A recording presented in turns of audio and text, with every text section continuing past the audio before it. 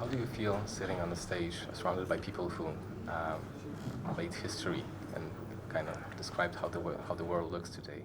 You know, it's very encouraging and at the same time very comforting to know that there are these extraordinary people in leadership positions that share such profoundly logical, not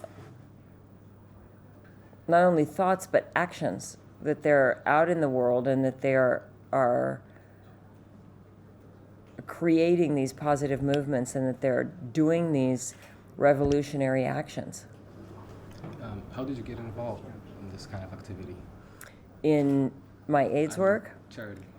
There was a woman on my street who had AIDS and her children had AIDS a long time ago in the early 80s. And we had street fairs for her. And it turned out that she was a woman named Elizabeth Glazier. And she eventually became a very, very famous woman who started the Elizabeth Glazier Pediatric AIDS Foundation, which is now one of the biggest pediatric, if not the biggest pediatric AIDS foundation in the world. And she died, but her children now live on. And her ex-husband continues this organization. And that was the first time that I knew anything about the AIDS situation. Well, you referred to Polish state of education as a great example. Do you feel that education is the key to eliminate the world's problems in the future? I do. I also think it's a key to giving people confidence and internal confidence.